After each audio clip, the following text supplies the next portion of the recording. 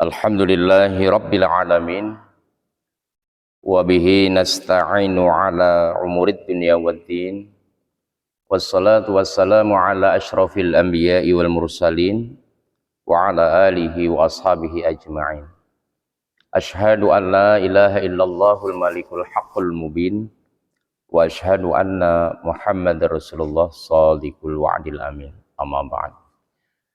Saudara-saudaraku jamaah salat subuh rahimakumullah, kembali kita tidak henti-hentinya bersyukur kehadirat Allah Subhanahu wa Ta'ala atas segala pertolongannya, bahwa pagi ini kita masih bisa menegakkan salat subuh secara berjamaah di masjid yang kita banggakan ini sebagai bentuk ketaatan kita atas perintah Allah Subhanahu wa Ta'ala, dan itu menjadi salah satu sifat seorang muslim yang taat. Salawat dan salam Allah tetapkan atas baginda Rasulullah Muhammad sallallahu alaihi wasallam, kepada keluarga, para sahabat, dan kita sekalian yang senantiasa istiqomah di dalam mengikuti sunnah-sunnahnya ila yaumil qiyamah. Dalam kultum singkat ini, sedikit mari kita merenungi tentang kosakata dalam bahasa Al-Quran ya. Jadi di dalam ayat-ayat Al-Quran itu kita sering menjumpai kata-kata taat, tunduk, patuh, menyerahkan diri. Taat itu dalam bahasa Arab sering diwakili dengan kata-kata atau kalimat qanitin. Qanitin orang yang taat. Di atas orang yang taat, orang yang patuh, Allah menggunakan istilah mukhbitin.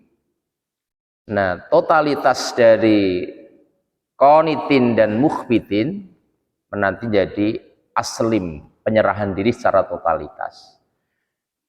Maka di Quran surat Ali Imran ayat 17 itu dikatakan Bismillahirrahmanirrahim, as-sabirina was-sadiqina wal qanitina wal munfikina wal mustaghfirina bil ashar, yaitu orang-orang yang sabar, orang-orang yang benar, orang-orang yang taat,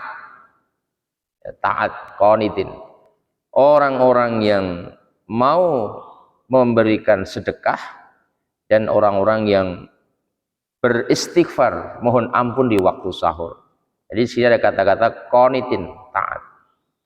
Ini menggambarkan sebuah kesiapan diri untuk melakukan perintah Allah. Diperintahkan sabar, diperintahkan berbuat benar, diperintahkan taat gitu. Tapi kemudian ketika kita melihat di ayat 34 Quran surat Al-Hajj, ketika Allah Subhanahu wa Ta'ala mengajarkan tentang syariat kurban, Allah tidak menggunakan kata qanitin tapi mukhbitin.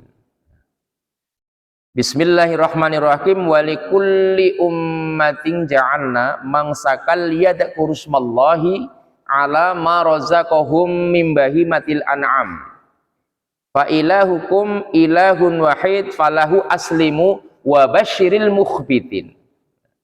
Dan ayat ini punya korelasi dekat dengan ketika Allah Subhanahu wa Ta'ala memberi perintah kepada Ibrahim untuk menyembelih putranya. Salat malam sabar itu tidak terlalu berat sebetulnya, tapi ketika menyembelih anak itu berat. Maka Allah menggunakan bahasa bukan lagi qanitin atas Ibrahim. Ibrahim itu ya seorang yang taat ditambah mukhbitin, tunduk walaupun harus mengorbankan kesayangannya.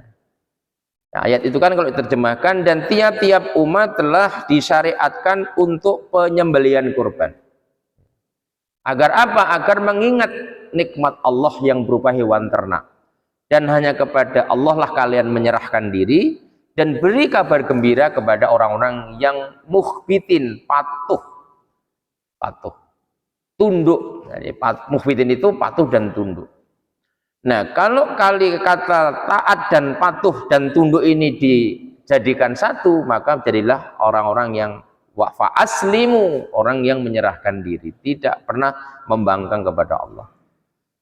Saudaraku yang dirahmati Allah, bagaimana agar kita menjadi orang yang taat, orang yang tunduk atau patuh itu, sekaligus menjadi orang yang Islam yang totalitas. Bagaimana agar kita juga menjadi orang yang qanitin, menjadi mukhbitin, dan menjadi orang muslim.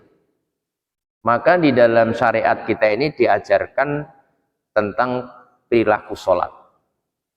Kunci untuk menuju kepada sikap tunduk, taat dan patuh adalah ketika kita telah mampu menundukkan pikiran, akal kita ya di bawah hati kita.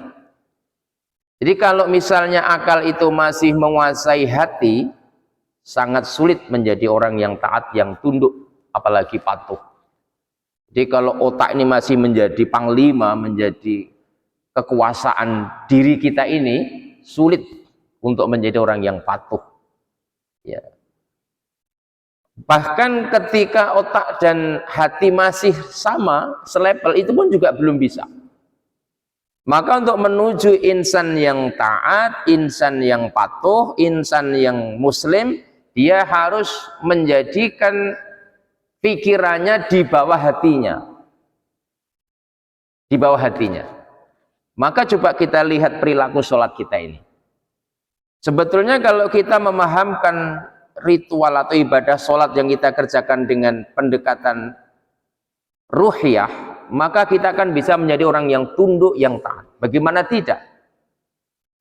Saat kita sedang berdiri, takbiratul ihram, di mana posisi kepala kita masih tegak, itu posisi otak masih di atas hati kita.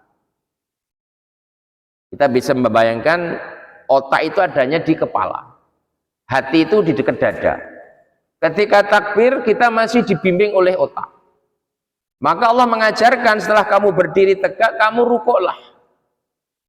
Pelan tapi pasti rukuklah. Perhatikan ketika kita sedang rukuk, posisi otak dan hati kita sudah sejajar, sebanding. Ya. Ini menuju kepada bentuk ketaatan, ketundukan. Tapi itu belum jalan paling paripurna. Kemudian turunlah, jatuhkan kepalamu, sujudlah. Maka perhatikan ketika kita sedang sujud, otak sudah berada di bawah hati kita. Maka betul kalau ada orang tidak mau sujud, maka orang seperti ini dikategorikan orang yang tidak pernah bisa taat, sulit. Lihatlah orang-orang yang tidak mau sholat itu, Pak. Sulit menjadi orang yang taat, menjadi orang yang tunduk, menjadi yang patuh, itu nggak mungkin, nggak bisa. Sebab apa? Dia tidak mampu menundukkan otaknya. Dia tidak sanggup mengangkat kualitas hatinya. Karena kata Nabi dan sering disampaikan oleh para ustadz, ketahuilah dalam diri manusia ada segumpal daging, sekerat daging. Kalau sekerat daging itu bagus, semuanya menjadi bagus. Tapi kalau sekerat daging itu rusak, semuanya menjadi rusak. Mahiyah wahiyah qalbu. Apa itu? Itulah hati. Maka menjadi penting kita memahami tentang filosofi sholat ini.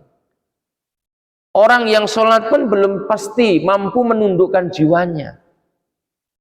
Orang biasa sujud, orang sudah sujud, itu pun masih kadang-kadang banyak, bukan kadang-kadang, masih banyak yang belum sanggup menjadikan dirinya taat. Itulah yang kemudian dikatakan orang sholat tetapi rugi. Fawailul lil musallin. Dia sudah sholat, dia sudah taruh itu jidatnya di bawah, di atas sajadah, tetapi dia belum mampu sungguh-sungguh. Saudaraku yang dirahmati Allah, belajar tentang makna-makna ibadah sholat seperti ini itu sangat penting. Karena sebetulnya Allah tidak melihat gerakan-gerakan kita ini. Yang Allah tuntut adalah memahamkan tentang apa makna kamu berdiri, apa makna kamu rukuk, kenapa kamu harus i'tidal kembali, kenapa kamu harus sujud. Kenapa dari rukuk tidak langsung sujud? Karena untuk membangun kualitas hati itu kadang-kadang godaannya banyak. Terpaksa bangkit lagi i'tidal. Udah lurus gitu, tiba-tiba digoda, naik lagi otak kita menjadi Tuhan hidup kita. Allah hilang lagi, kamu jangan menyerah, kamu harus sungkurkan wajahmu di atas sajadah. Dan ini tidak dilakukan oleh iblis laknatullah. Maka sebetulnya sinonim daripada orang-orang yang membangkang, yang tidak sujud itu sebetulnya adalah potret iblis laknatullah. Cuma kalau kita bilang seperti ini kan terlalu radikal kata orang sekarang. Tapi sebetulnya iblis, karena yang membangkang adalah iblis. Dan nanti ada sifat-sifat iblis itu yang melekat. Masih ada yang melekat. Bagi orang yang sudah biasa sholat, itulah pentingnya kita untuk terus menyisir tentang muatan ibadah kita. Sebetulnya sholat kita itu untuk siapa? Pesan-pesan gerakan sholat itu untuk apa?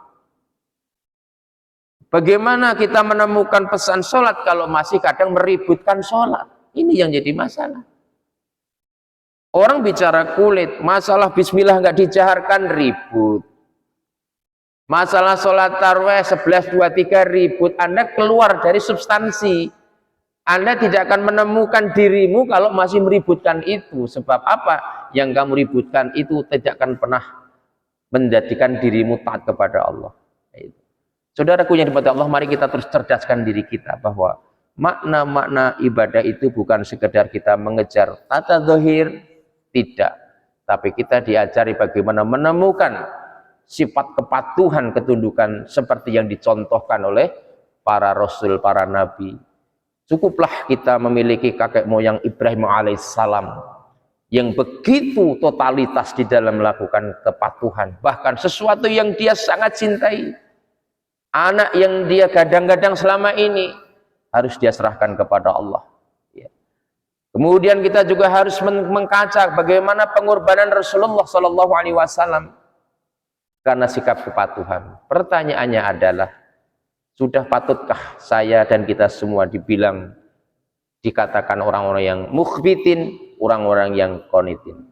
Mudah-mudahan kultum singkat ini bisa menjadi bahan renungan kita semua, dan mudah-mudahan walaupun kita tidak mampu melampaui Nabi dan Rasul, jangankan melampaui, menyamai pun tidak bisa, tapi kita menjadi generasi yang memiliki semangat untuk menjadi generasi yang taat, yang tunduk, yang patuh, bahkan yang menyerahkan diri secara totalitas kepada Allah Subhanahu wa taala. Semoga bermanfaat, dan marilah kita akhiri dengan doa kafaratul majlis. Subhanakallahumma wa bihamdika asyhadu an la ilaha illa anta astaghfiruka wa atubu ilaik. Billahi taufik wal hidayah. Nasr minallah wa fadhun qarib wa basyiril mu'minin. Assalamualaikum warahmatullahi wabarakatuh.